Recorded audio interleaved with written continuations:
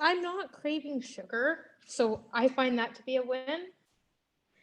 But this week I have my period, so the energy is gone, but I don't think that has anything to do with it.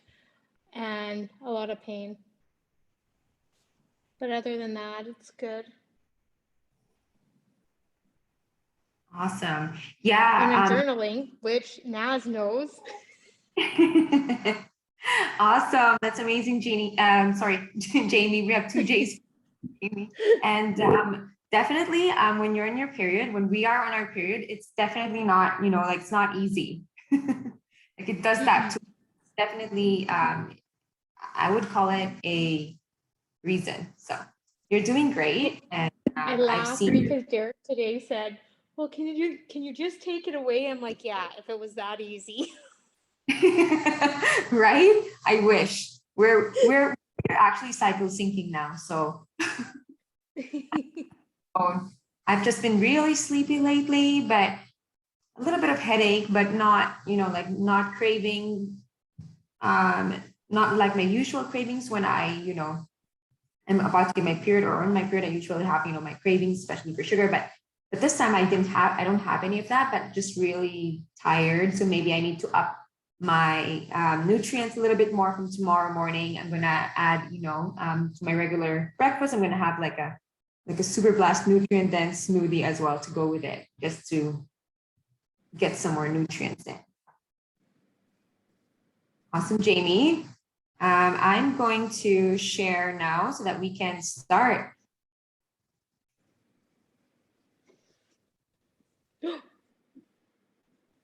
There. Do you see the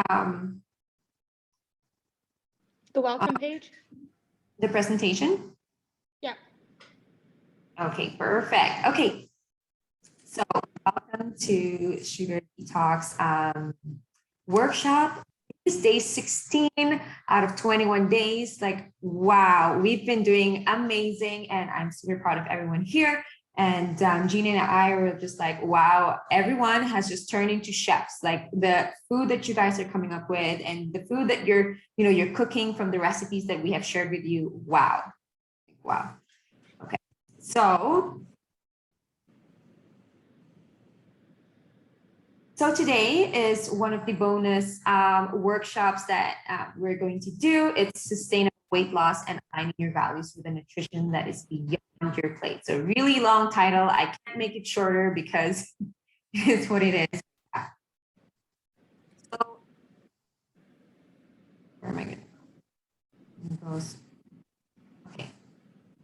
Perfect. So first of all, I won't bore you with science facts and all the boring, words no one can even pronounce correctly, like I can't even pronounce correctly sometimes. So rather, I'm here to share with you a more sustainable way of losing weight without the need to restrict yourself with the food that you love, movement that speaks to you, and hopefully help you reflect on your values. So because we are here to live our life.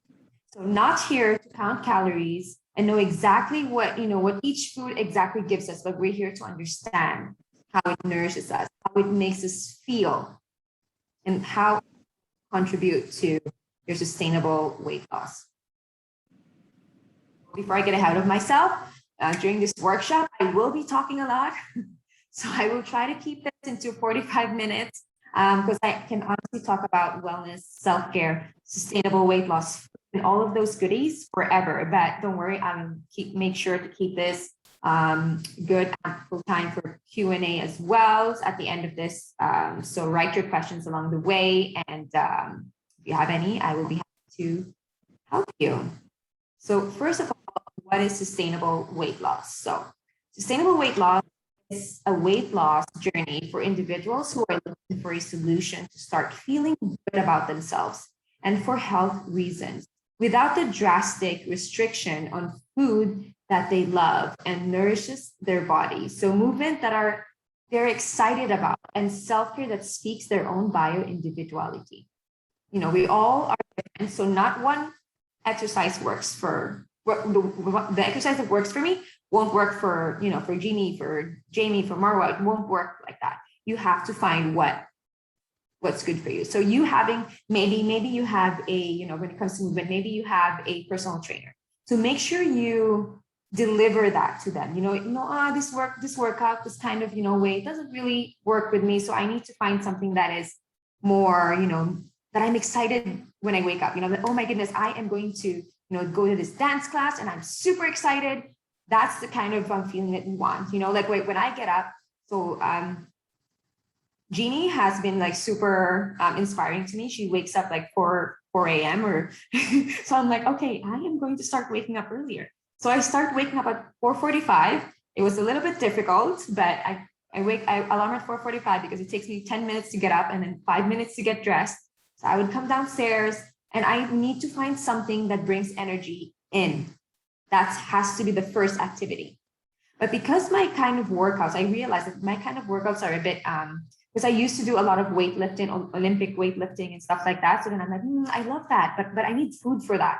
So what I do is I actually spend the morning listening to a podcast while I am cooking. So I'm going to make something big for breakfast because this is me doing a self-care activity for myself. That's energy in for me. So, I lock the kitchen door and I put a podcast, or if I want some energy, I'm dancing and I play loud music. Now I'm feeding myself. So now it's around 5:30. And then I go to my computer, I open up my computer, and then I go into something that's energy in. So I look at my courses, like, I love learning. So then I would do that, or I would meditate, or I would journal, all of that. And that gives me excitement to wake up and do it. So I was like, this is amazing. And then, I would go when the kids are off to school, my husband is off to work, then I'll go walk to a gym here at the compound, or I'd go, to another gym, but I would go, I want to get it done quickly. And so I walk to the gym close by here, and I'm in the gym and I'm so excited. I'm so excited to do my workouts because that's how it's supposed to be. I'm not training more than 3 times a week. I train 3 times a week, sometimes 4, but the other days that I'm not training, I'm still doing movement. So while I'm sitting here, I would take time to, stretch. I would take time to take little walks here and there, but I always get my sun time in because we need that vitamin D. We can't get it so much from so many food or even, taking supplements. Just try and get that natural feel. Okay. So looking into yo-yo dieting. So a little fact about diets and yo-yo dieting. Yo-yo dieting is when you keep dieting and then take breaks in between and then gaining back again. So over and over again. For some people, they say it takes them years of yo-yo dieting. They keep doing that, overworking their body and stressing over hitting the goal rather than focusing on the journey. So weight loss should not go more than 10 to 12 weeks, really. You could do like a slight weight loss after that, after 12 weeks, but it shouldn't be more than 12 weeks max, because your body will start to adapt to the food that you're putting in your bodies, as obviously you will be in a calorie deficit. So when you are also overworking your body will also adapt to it. That's how smart our body is. So our body is seriously super smart, and it does not care about weight loss goals. It doesn't care about it. But what it cares is to keep you alive. So it adapts to what you put in your body and how much you move your body. So to make this a little bit more easier to understand, long time ago, I am talking like hunting days, for living and kind of thing. So people are used to eating so much times a day and then eat a lot when they have source of food and then repeat. They move their body a lot more than we are now. So their body is adapting to the minimum food consumed while also moving their body a lot. So imagine like they only have like this certain type of meat, okay, let's talk about like example like Philippines. So long time ago, they would, they would only have vegetables and they would have chicken or stuff like that, whatever they can find. And then they would only have that meal for 3 times a week. And then the rest of the week, it's maybe a little bit of rice, maybe some bananas, maybe some mangoes. But your body will adapt to that. Your body will store those food that you ate for that 3 days that has more carbs and more fats. It will store it in your body because it knows that you won't have more food later. So it's just how our body is. Our body is smart. We can't outsmart that. So if you decide now that you want to go on a fat loss journey without understanding the ingredients to start a sustainable weight loss, then it might end up as another fail, and you're now risking your health and happiness and self-care. And that's not something you want to be in, right? Like I hope nobody wants to be in that situation. Fast results, but not sustainable. So as someone who has been in the fitness industry for 9 years, having 3 kids in 4 years, it has been my ultimate passion to support you. And, when it comes to weight loss journey, like it's my, like, I love talking about weight loss because I used to do a bodybuilding kind of eating. And then I trained like a bodybuilder. I had an IFBB coach who was training me. So I was training 6 times a week, and my nap was counted. My sleep was counted. And then every 2 weeks, a caliper was used on me. So this is like a clip that they measure your fats around. So if my fat wasn't at the right percentage, I would lose my mind. I would, start sabotaging myself. I would hate myself. I would tell myself, why can't you just, stop binging? Because I was binging. They would be in the weekends, and then my family, my husband would tell me, oh, let's go out and see this person, let's go visit them. And then what I would do, I would actually bring my boiled, disgusting chicken breast and broccoli, and I would bring it over and I would eat that in front of everyone. And then I wouldn't talk to them because I felt like, oh, today I was 1%, I had 1% extra fat on me. So this is not sustainable at all.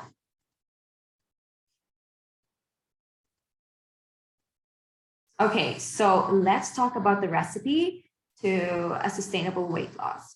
First is self-assessment, and then you go to setting realistic goals, then meal planning, movement, gut health, aligning your values with the nutrition beyond your plate, and then what now after you've completed like a 10 to 12 full-on fat loss, and then what happens after that. So I will dig a little bit deeper on each of these of these ingredients in the next slide. So if you have any questions, please let me know in the chat. I can't see the chat, but if you have any, you can keep that as well. Jeannie will. Okay, so first is self-assessment. So a checklist before you start your sustainable fat loss journey, or even if you do a detox. What is your checklist, right? I'm talking about like a gut detox kind of thing.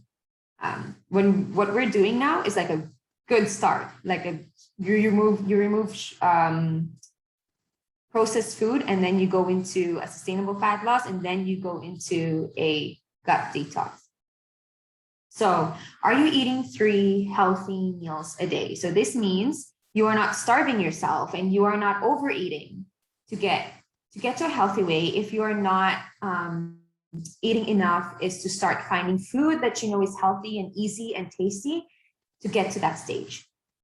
I know it sounds easy, but it really isn't. And I understand, because from someone who has been through, binge eating and body dysmorphic, it's really not easy. But if you are overeating, you can start by spreading out your meals, to maybe 5 times a day. If you are having a huge breakfast, with bread, oats, or even rice or pancakes, so try and spread that out. So maybe have the banana for a snack, for breakfast. And if you're having oats, have it with apples and a little bit of cinnamon. That's my favorite. And or have eggs inside with that instead. Next is, are you drinking enough water? So there is a guideline set by USDA. I think I mentioned this earlier, that women should drink 2.7 liters and men should drink 3.5 liters. So best advice for me is to really get in tune with your body, and it will tell you when it's thirsty before it's dehydrated. So there are ways that you can test your hydration. One is through the color of your urine. We all know that, and you can find this system in the internet. You can Google it and then check what is the color of your pee and what does that define. So carry carry a bottle of water with you everywhere. So like this one, I have this one, it's like size of my head. And wherever you are, and take sips here and there, bits here and there. Don't try and, you know, drink it all at once, because you'll start to feel a little bit bloated. I would also make sure that you're taking sips before you become thirsty. So don't wait until you're super thirsty. That's when you're like, okay, I didn't drink enough water today. Next is, are you sleeping 7 to 8 hours a day? So this one is actually one of the most important parts when it comes to sustainable weight loss. So everyone knows how valuable sleeping 7 to 8 hours a day is. It gives you energy, it starts your day right, and you're a little less grouchy if you're not a morning person. So, but also our body and mind needs to rest in order to get ready for the next day. If you worked out that day, worked 8 hours or did other things, and you don't sleep well at night, then your body is now overworking at night, trying to like keep up with all of this, activities that you've been doing all day. And we don't acknowledge the body again the next day, either overworking again and then self-sabotaging yourself again with hateful words. And it naturally comes when you are not resting. We naturally make bad decisions, not very bad, but like we could make better decisions if we are well rested. Jeannie has spoke about this last week about how important sleep is, and how now you can understand why this is related to sustainable weight loss. So if you're not sleeping well, the next day you'll have maybe a little bit of a headache, maybe a little lazy, or some brain fog, and the food is there and you haven't made lunch, but there is a cupcake here, and there's McDonald's I can order right away. So then you start making that decision instead of when you have rested better. You would have been like, oh yeah, I'm going to put something in together, 10, 15 minutes, and I'm going to have my lunch. But if you're not well rested, you won't have that kind of thinking going on, mindset. So you are going to the washroom at least once a day. So by this, I mean, going to poop. You are eating enough fiber in your meals, so you are able to visit the washroom at least once a day. Very, very important. Journal it. Journal. You are writing your meals for the whole day. Write how many times you went to poop, and even what time. What food did you have that made you feel like you wanted to go to the washroom? All of this is important. I will talk about this a little bit more later, but it's all in your gut, your sleep, your self-care. All of that is related to this. And it's funny because we don't think about that so much, but it does. So moving your body enough, sweating here and there a little bit is always a good thing. So this means you are moving your body and not sitting on the couch or your desk for hours, but rather taking breaks in between to go for a walk, or doing a workout that you like, yoga or running, going to the gym, home workouts, anything that floats your boat, really. So this doesn't mean that you are training, 6 times a week and overworking your body.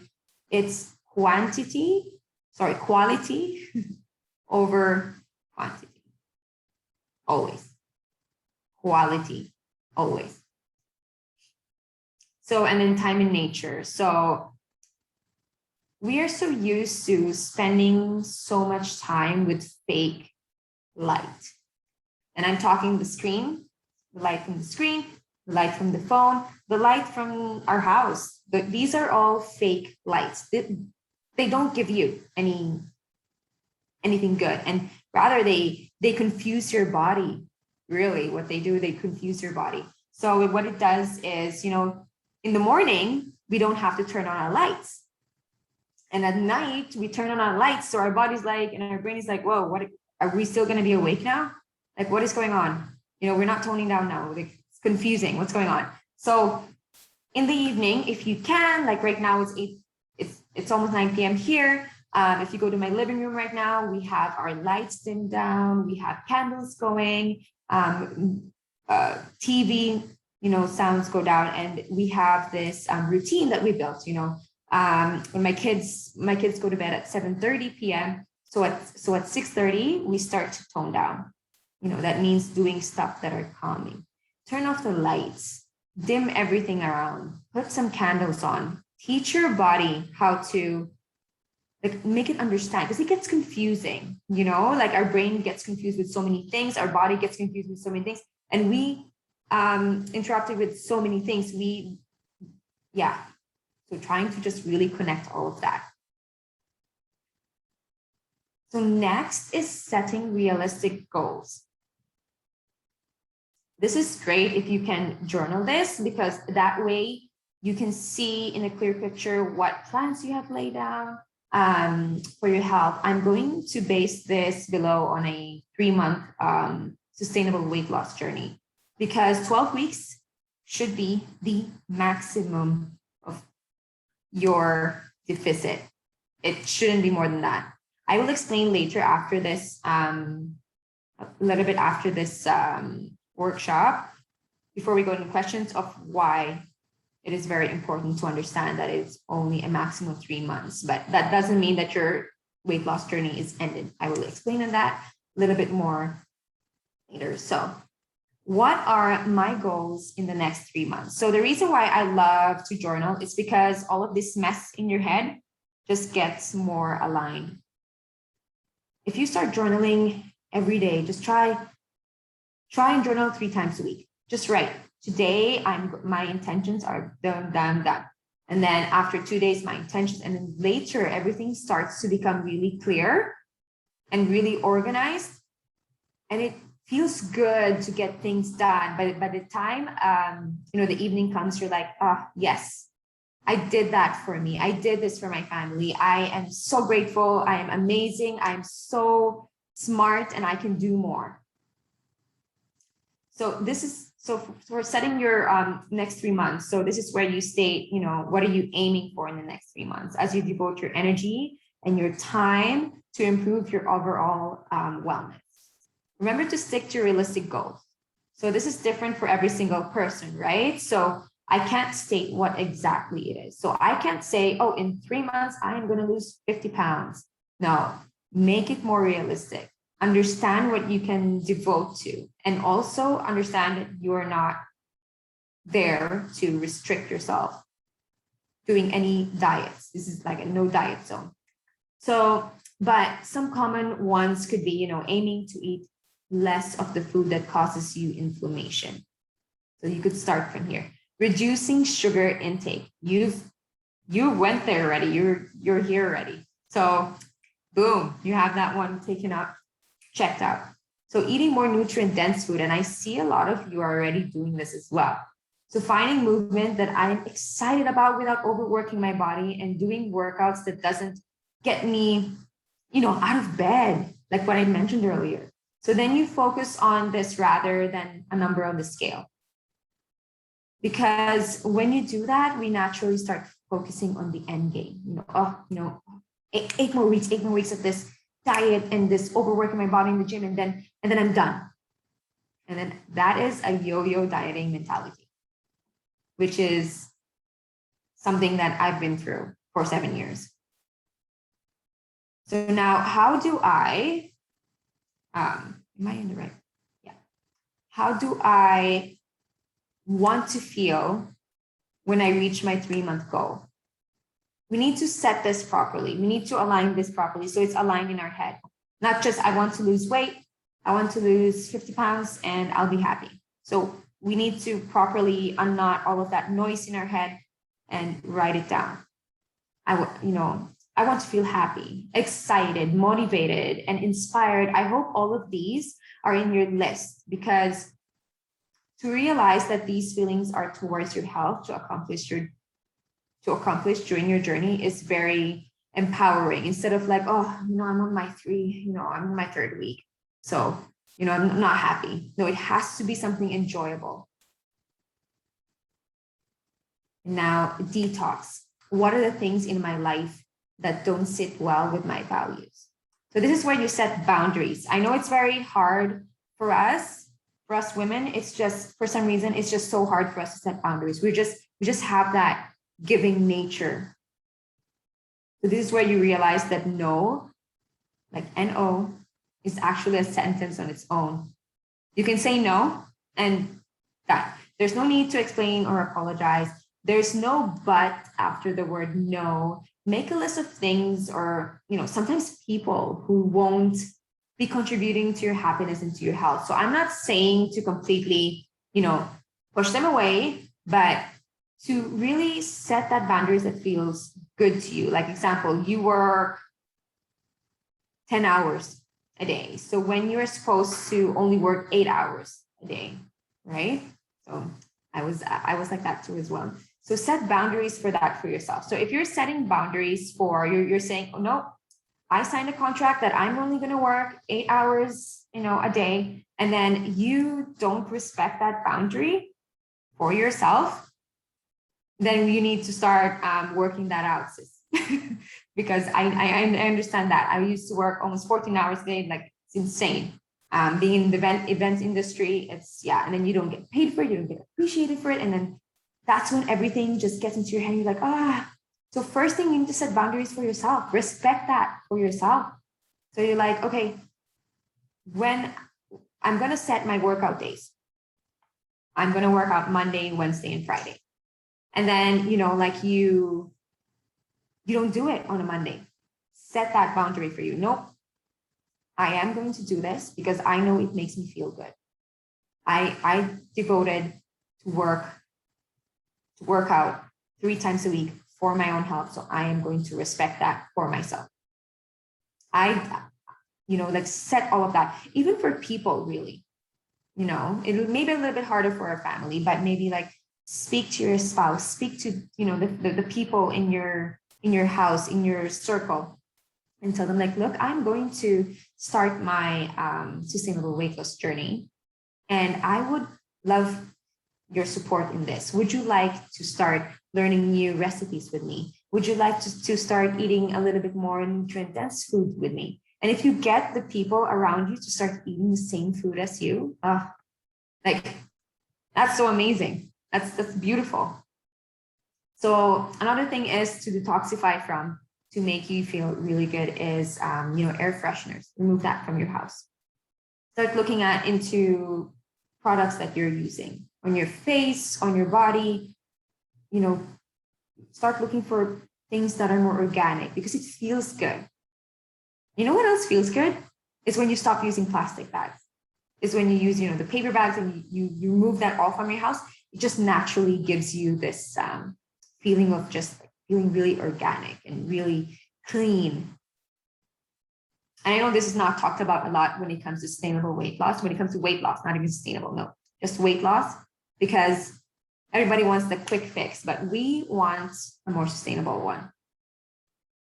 So what steps am I willing to take to create a healthy habit to reach my wellness goals? So here is where you place again on your journal next to your calendar and start jotting down. Once you start journaling, okay, this is what I want, and you start putting that in your calendar now. Block that time for 3 months. First, reflect back on the first question. What are my health goals in the next 3 months? Then back engineer it and think of the small steps. There is no hurry. Remember that this is a marathon and not a sprint. So example, my ultimate goal is to eliminate artificial sugar and processed food, and learn how to enjoy nutrient-dense food instead. So you're doing that right now.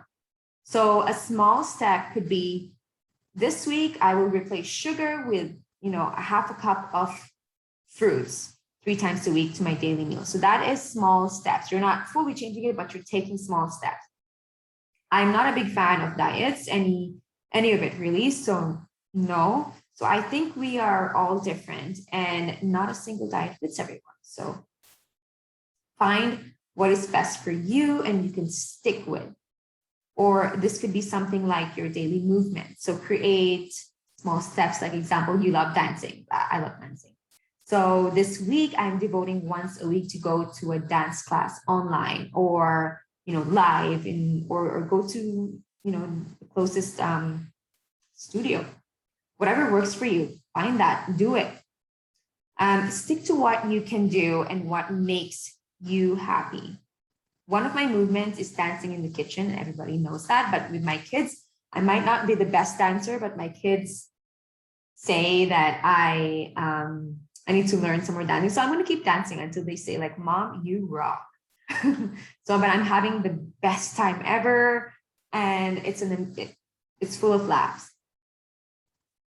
And my list of actions. So that's our last step when it comes to realistic goals. So here you plan out, what are you going to do to achieve week by week? So this is your action plan.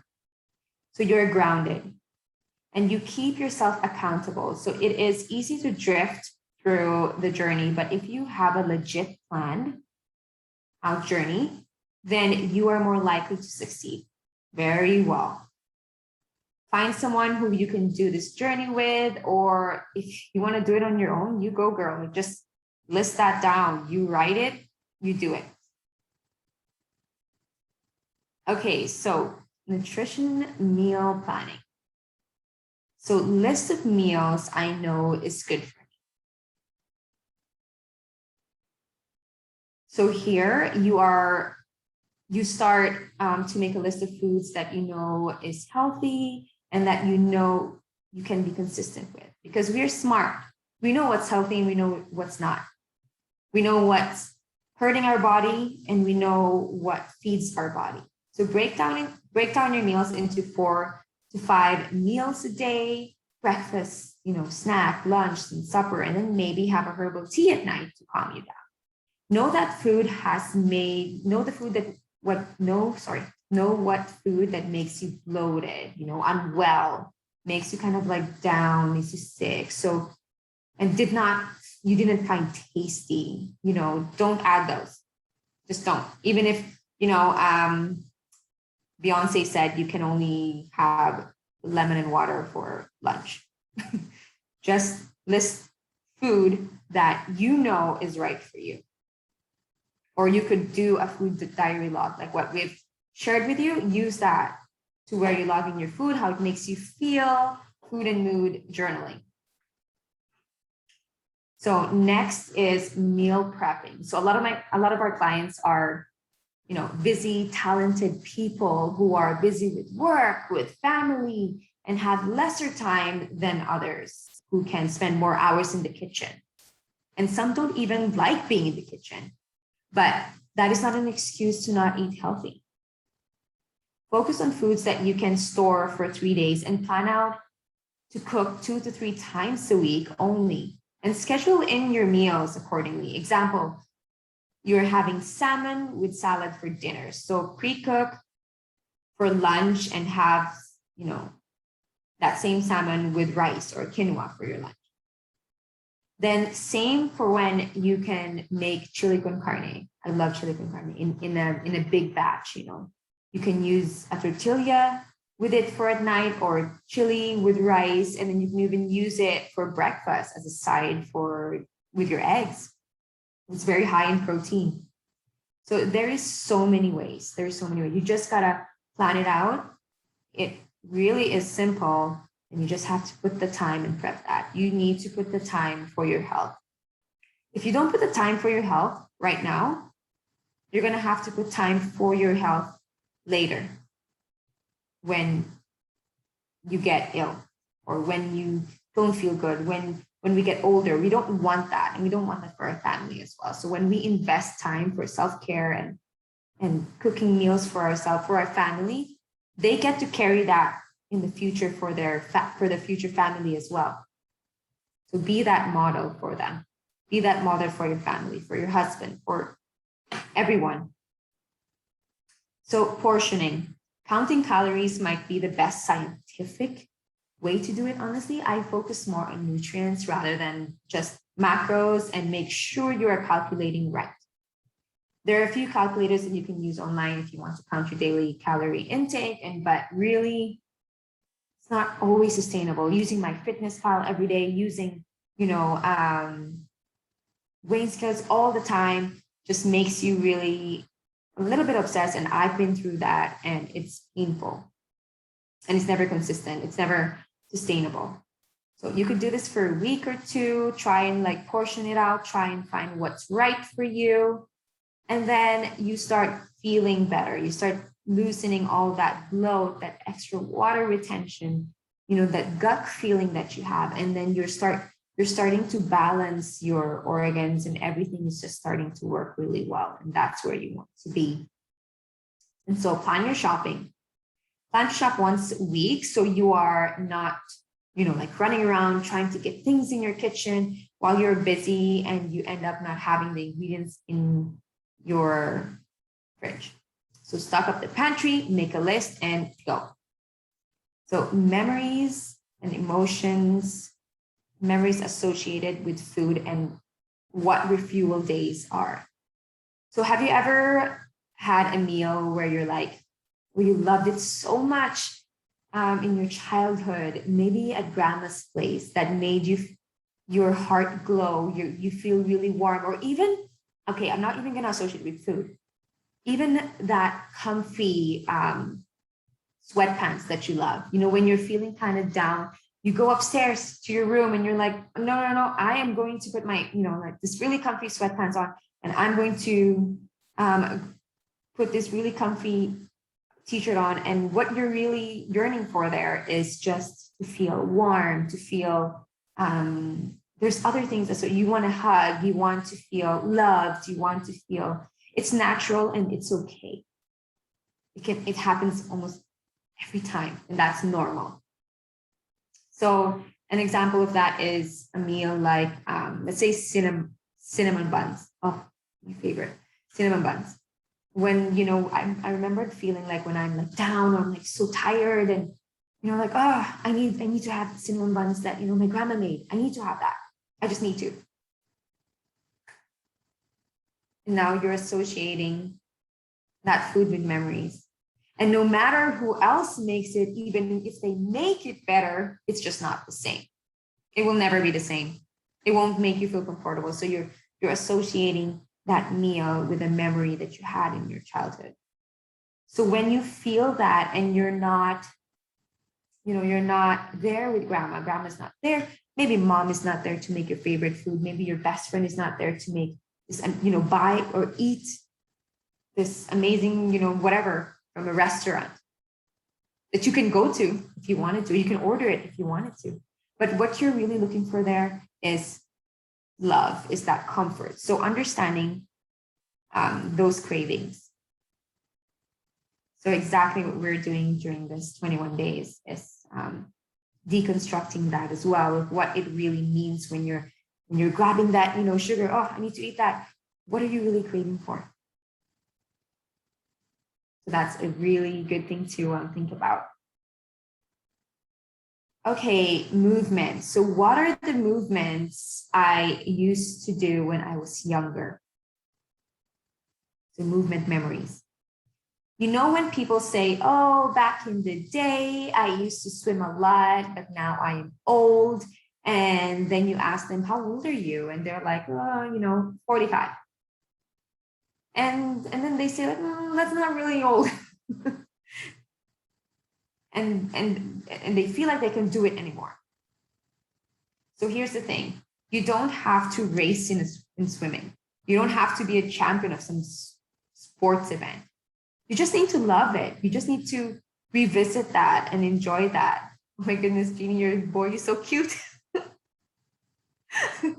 Okay. You need to enjoy it. Find those movements that you love doing when you were back in high school. For me, it was always dancing. And I really think I'm a good dancer. My kids doesn't, but I really think I am. So I would do, those hip hop dances. And that's why I want to relive that. Because I remember when, I was like 15, 16, and we were dancing with my crew, and it was amazing. So relive those moments. Relive them. Go back to them once a week, once a month. If it's something like hiking or something, like do it once a month at least.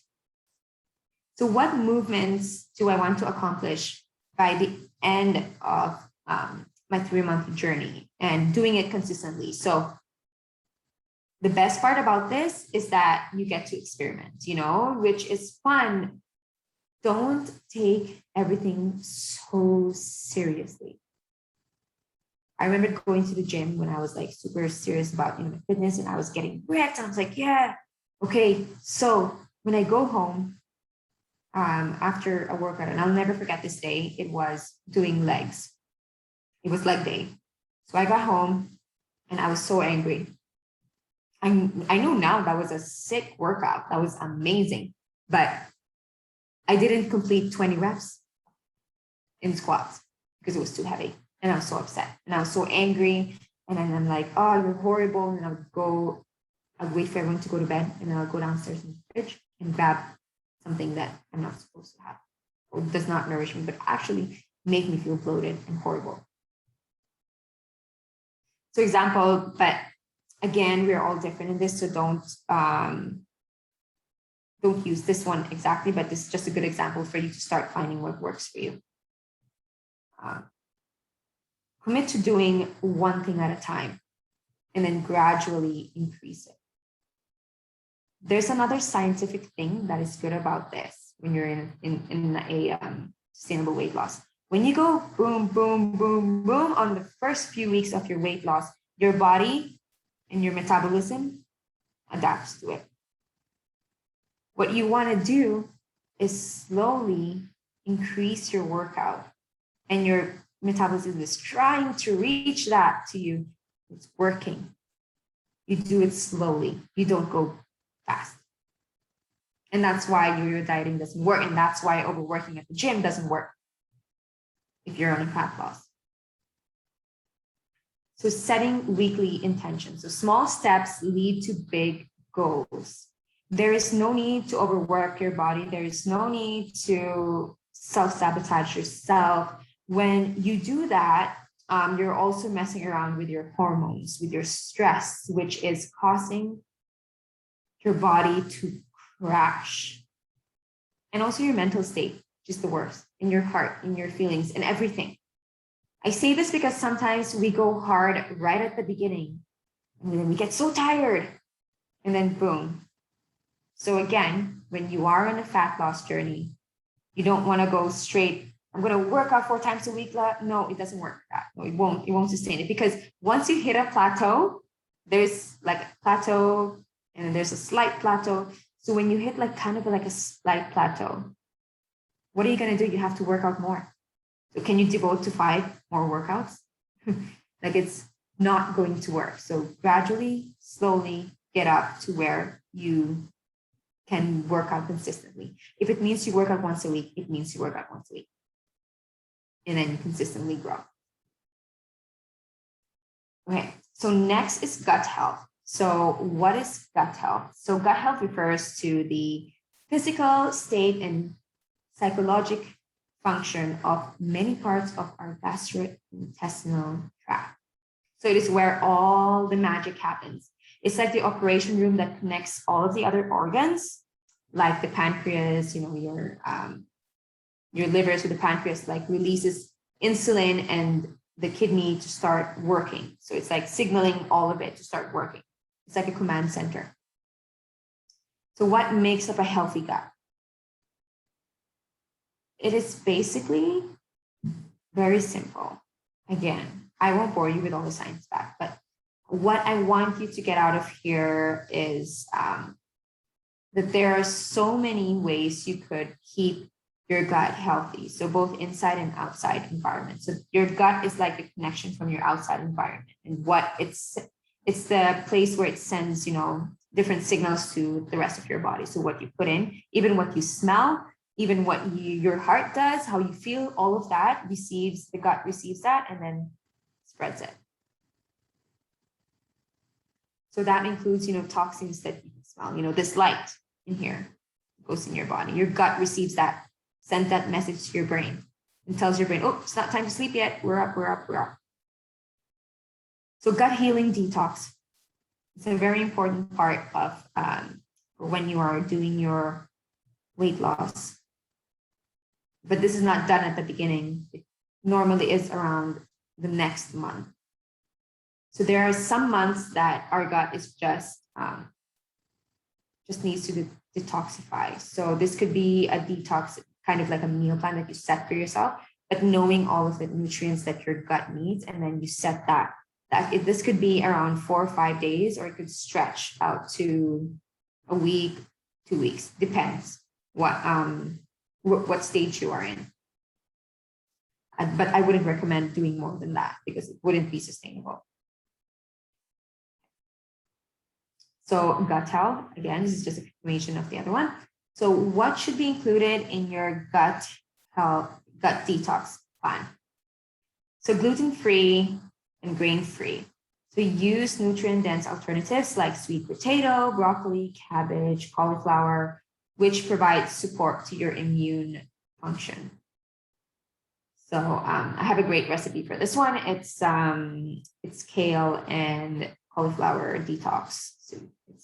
It's amazing. Not a lot of people would like it, but I love it. Then fiber. So these short chain fatty acids may help reduce intestinal permeability and also promote growth of the good bacteria. So you want that. Fiber also lowers the C-reactive protein. And also, it's a substance in your blood that indicates inflammation. So very, very important part of your detox. And also for your daily intake, fiber is very important. So quality protein, high quality protein sources with very high amino acids can help improve your gut microbiota and wound healing. So add like a bone broth, which will help your bowel movement as well. So anti-inflammatory foods as well. So polyphenols and also antioxidants to help manage inflammation. These can be found in apples, berries, parsley, celery, and kale. So that's why if you ask, a nutrition coach or a nutritionist, what should be my plan? You'll always see kale in there. You'll always see kale in there because it's the anti-inflammatory food. So probiotics and prebiotics. So illness and physical stress from exercise can also impact your gut microbiota. So that is why rest is very important. And that is why overworking your body does not help your gut. Yes, it burns calories, but that's it. It doesn't help your gut though.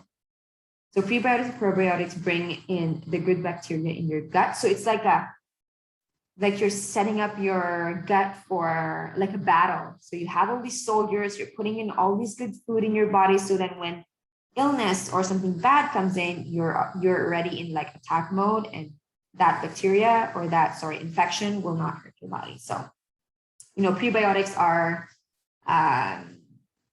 like flax seeds, bananas, garlic, and onion.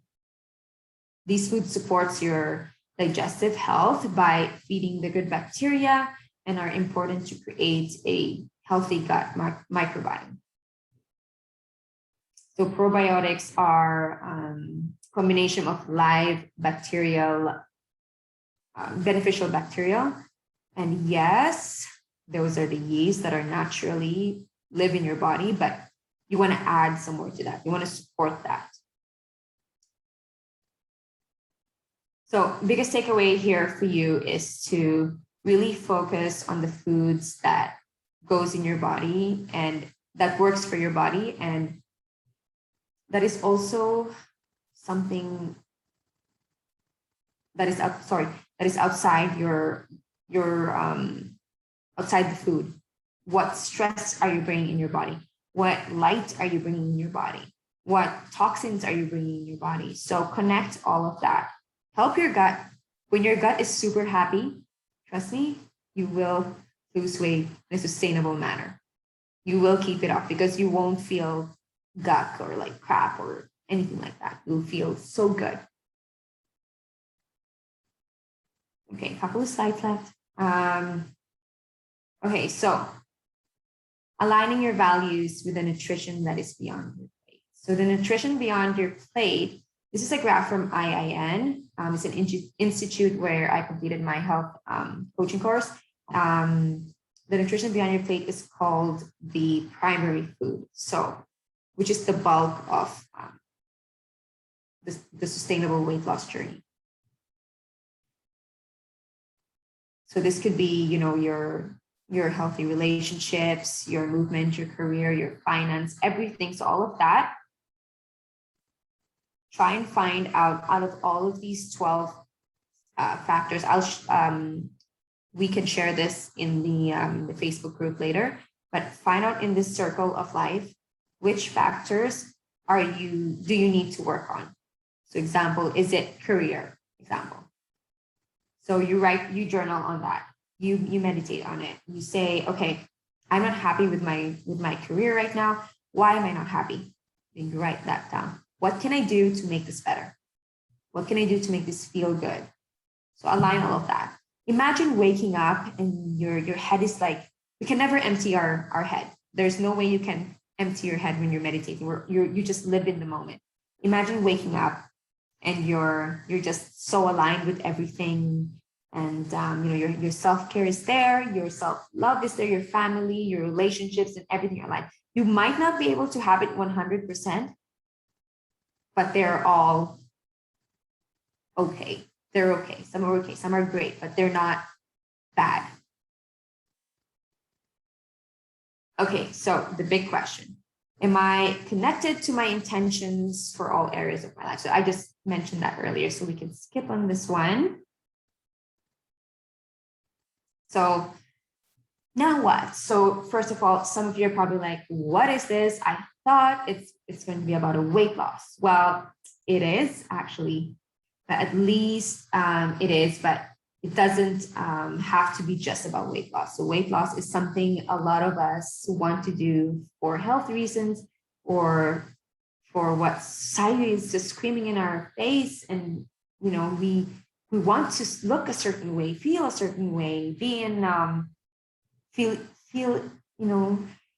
to feel like you're in a group in some way, but it doesn't have to be like that. So run after, some people want to lose weight because they want to run with their kids, they want to eat better, but sustainable weight loss is not achievable if you are not looking into the rest of the areas of your life. If you're not looking into that, you won't have a sustainable weight loss because it's just natural. Our body will fight back. Our body is smart. It won't let you destroy yourself. So it will start sending you signals and you will take it differently. And then you're upset. You're not doing enough self-care now. You're now talking negatively to yourself. And what happens? Again, yo-yo dieting happens again. So once you have completed your 12-week of sustainable weight loss, it is time to add more food into your meals. So I know this is confusing, but okay. So once you complete a 12-week weight loss, you start adding meals slowly in, adding quantity a little bit more. That way your metabolism is like, oh, what are you doing? I've just adapted to you. Now you're increasing. So now I'm going to try and adapt to you. So then this is just a really scientific way of doing it. It's a bodybuilding actually way. It's the only thing I believe in. It's called a reverse diet, but we're not following exactly that, but it's you getting back into a more consistent meals. And when you're going there, you're actually still losing weight because your metabolism is trying to reach you. And then what else do you need to do when you get up there? So you have your consistent movement now, right? You're going to continue that. You're going to continue doing that because you enjoy it, you love it, and your food increases a little bit. And then your metabolism is trying to keep up to you and you still lose weight. And that's how it works. For the bodybuilding section, what they do is they count calories in that. And that's why after the stage, they go into a reverse diet. You'll see them eat a lot, but still keep lean. It's just how it works. But you can do it without counting calories. So example, for breakfast, you have, like for me, I have my oatmeal with my almond milk, and I have apples in it and cinnamon. And I have an egg on the side for protein. When I'm going to do after the 12 week, I'm going to have a smoothie now, an extra something on the side. And then next week, I'm going to add, my banana for my snack. will now have almonds and bananas and grapes, like a fruit salad. And, you add the small bits little by little until you get to a stage where you get up there again. It will take another three months. Once you get up to another stage there again, you will start hitting a plateau. But you are now eating at a much higher amount, which is a much more consistent for you. When you reach that 3 months, you're ready to go again, repeat that. That's how sustainability is. It goes like that. I know it's a little bit hard to understand it, but it does make sense. So another thing is to stop calling your cheat meals. Call it refuel meals. Just put that in your mind when you are on your weight loss, not when you're not on your weight loss anymore, when you're reversing now. You call it refuel meals. Just keep that in your mind. I know when someone sees me like, oh, you're having a cheat meal? It's like, oh, it's a refuel meal. I'm refueling myself with this food that, makes my heart happy. Maybe not my gut happy or, my health happy, but it's going to make my heart happy. And the next day I'm going to just get back and into a routine again. I'm not going to, oh my goodness, I'm going to have to run a little bit more tomorrow. I'm going to cut supper tomorrow. No, just get back and have that. Allow yourself to have that. If you restrict yourself, it will happen later. You will binge. You will get back to it.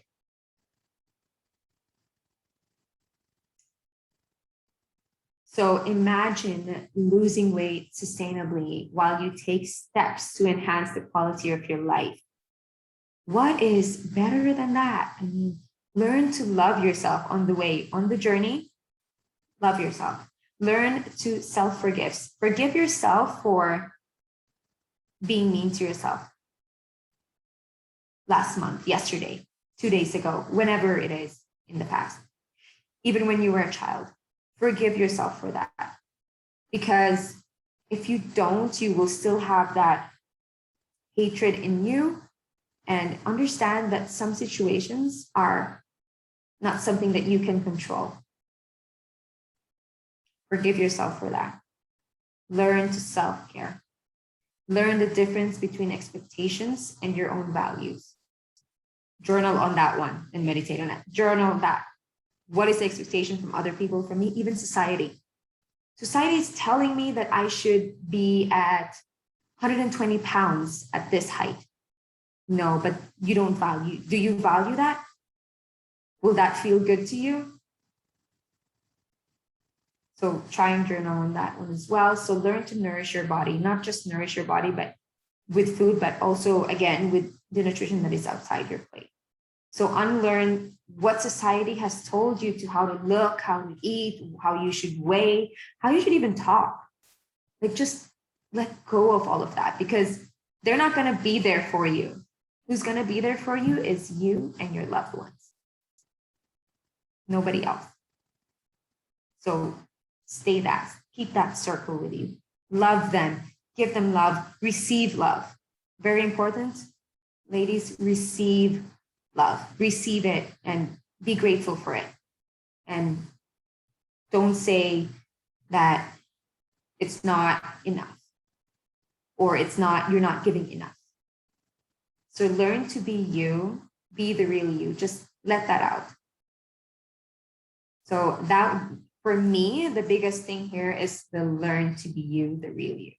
Because as someone who grew up in different places, so in Philippines, someone who has curly hair and brown skin don't really fit in there. So what I would do is I would straighten my hair so crazy. I still do. I love straightening my hair because, it's nice and different.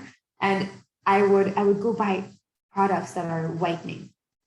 Oh, I need to feel a little bit more lighter because I need to stay in. I need to do this. I need to do that.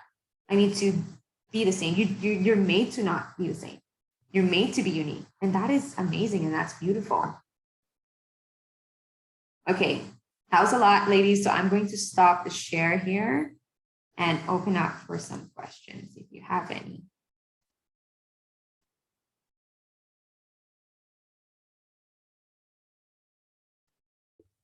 Hi, can I ask a question? Yeah. Well, I've read somewhere that sometimes cravings are due to, sorry, I didn't put the camera on because I'm a mess. So that's why. I've read somewhere that cravings are due to some vitamin deficiencies. So, and I've heard, I don't know, like I've read it or I've heard it, I've heard somewhere that if you take, for example, sugar cravings, you can take a vitamin B12 and it would help with sugar cravings.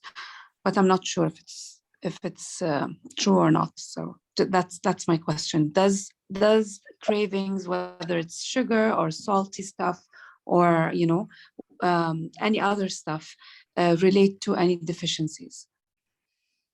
Yes, for sure. I'm not sure about the vitamin B12, but what I know is that your body is giving you signals, and then what it does is that it sends signal to your ghrelin hormone, and then your hormone sends that natural signal that tells you we need nutrients, but doesn't really, give you exactly what you're craving for. And sometimes it might be the nutrition deficiency. It might be that you need more sleep. It might be that you need more movement. It might be that you are, you need more like relationship support. You need a hug. You need all of these are, I would like to put that in an example that happened to me. So I was really craving for this food. Like I really wanted this Chinese meal when I was in Canada. Like I really wanted it. But then I already had my meal, right? But I still wanted to have it. So I'm having these cravings of like this salty or sweet and sour kind of chicken and have the soy sauce in there. So I was craving that so bad. I remember that. And then my husband would come to me and, like he would talk to me and he would hug me and I would leave that craving. So it really depends what it is. It could be that, it could be so many things. And that's why it's really hard actually to determine it. But it could be easy as well if you start seeing patterns. When do you have cravings? When you write that down, try and write it for 30 days. Today I'm having sugar cravings, but you write how many times did I go to the washroom? What time did I sleep? What is my issue today? Like, do I feel, how do I feel? Do I feel like, I have something in your heart that is hurting you? Or it could be like, oh, I had this really bad conversation with a friend, for example. I had a really bad conversation with a friend. So that you could write that and then you will realize later that, oh my goodness, it's because whenever I feel, like I'm not being heard, example, and then you start feeling that. But definitely for sure could be a nutrition deficiency. Okay. But your meals, as long as your meals are full of nutrient dense meals, which it is, Marwa, right? And yeah, I can't blame it on my deficiencies, basically. How's your detox, your sugar detox? Is that all good? How's the journey? I'm actually loving it. I spoke to you before, and I feel like I'm less bloated, and of course, I have my days where I feel more like I have more cravings, and it's basically the days where I do go out with my friends. When when I have my planned meals and I have my set snacks and everything, I can stay on track more. But when I'm not in my environment, when I'm outside, either in my parents' house or going out, that's when the craving starts. Mm. Yeah. Yeah. So, yeah. Yeah. Wow. Okay. Yes, that's so true because it's like when we travel, when we go somewhere, right? When we went to Croatia last time, I was like, oh, I just want to eat everything. I just want to have everything. I want to eat all of that. And I remembered one time, I caught myself. This was like in June this year. I caught myself when I ordered pizza. And, they give it really big, the flatbread pizza. And then I would order also mussels on the side. And then my husband's like, what are you doing? And I would eat 3, and then I feel bad because I'm like someone who doesn't like throwing food at all. Like I would use it until the very, very end. So I'm stuffing myself. And then and then later on I got home and I'm so angry, like I'm like, I feel so disgusted. I feel so bloated now. I was wearing a really tight shirt and it was like gonna rip off or something. So then I myself, okay, why did I have to do that? Why can't I just control it a little bit more? I got so excited because we didn't travel anywhere because of COVID. So I got really excited. This is my moment, So it's that you have to like open that lock and you don't have to order that much. You can enjoy it. And I didn't even enjoy the conversation. I was just like stuffing myself. I need to eat all of it. So I completely understand that. But you're getting there. You're doing small steps. The next step you can do when you go out maybe and you want to feel good when you get home. Just use the restaurant cheat sheet, like or talk more with your friends and build that memories that go with the food. And when you build memories that go with the food, order that big salad of just nutrient dense, has feta cheese, has like, it makes my mouth water. Like berries and, strawberries and all of that in that bowl. And when you connect that with a good memory, you will start. It's just how our brain and our body and our heart and our soul works. And it's amazing. And I just wanted to also add too that we can always kind of be more on guard for the unguarded, I guess, right? So if we go to a grocery store starving, of course we're gonna want to eat everything in sight, and we do it to the best of our abilities, right? Sometimes when we're in the moment, we kind of get lost, and that's okay, right? That you need to also enjoy life, and like Naz said, connect it to that memory and not have it associated with what you shouldn't eat and get fixated on it. But enjoy the moment, and one meal is not going to derail everything that you're doing. So just keep that in mind. Yeah, amazing. Good question, Mara. Do you have any questions, Jamie, before we go?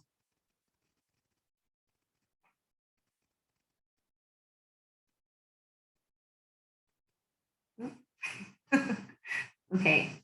Oh, there she is. Sorry, I'm trying to find buttons over here. I'm still having a problem with the BMs and that. Like it's every 3 to 4 days that I go. And I think that causes a lot of my bloating. Sorry, Jamie, can you repeat the first part? I lost. Oh, sorry. Can you hear me now? Yeah. Okay. I'm just I think a lot of my bloating is because I don't go to the bathroom regular. Like it's every 3 to 4 days, and you're saying like every day, and I'm like, yep, not me. Okay. Okay. Yes, that is very. Thank you for bringing that up. We need to maybe look into adding more fiber into your meals, but also maybe adding more. Are you sleeping well? For the most part, I am. The last couple days since Saturday, my sleep has been kind of off. And you're doing your walks every day too, right? Like you're moving. I am. Walks every day. Doing my workouts. I do end up passing out during the morning, like late morning for about half an hour. But we just won't tell anybody else that. Yeah, okay. You need to definitely add more fiber meals, maybe some oatmeal maybe in the morning and some more vegetables. But I know you love vegetables and you love your fruits. Yeah. Yeah. Okay. So we can talk about that later or tomorrow on Sunday when we have our call. But definitely really, really important that you mentioned that, because if you're not going every day or at least going, every other day, then at least that's a good start. But 3-4 days, that's a long time. That's a long time. Well, and you can tell because the scale will start escalating. It's like, ugh, yuck. That's okay. That's okay. We'll solve that one. Some more different recipes coming in. I'm enjoying the stuff I'm working with now. That's good. But we need to figure out that why you're not losing, but again, ladies, super important. Jamie, did you journal that? Do you journal? I did. Yeah. Okay. Yeah, just journal when you go to the washroom. What did you have that day? And then when you're not going to the washrooms in the next day. So then we can really figure out what is going on here. Okay. Okay. Amazing, ladies. This is all amazing. And I am so grateful for all of you. Jeannie and I are just like so happy about this. So like it was more than what we expected. So grateful. Thank you so much, ladies, for coming in. I'm sorry for taking 15 more minutes of your time, but I will let you go now. Have a good night, ladies, because I know it's also 9:45 p.m. for you guys. And Jeannie, thank you so much. Yeah. Thank you. Bye, everyone. Bye. Thank you. Bye. And thanks for everyone watching the replay too. Bye.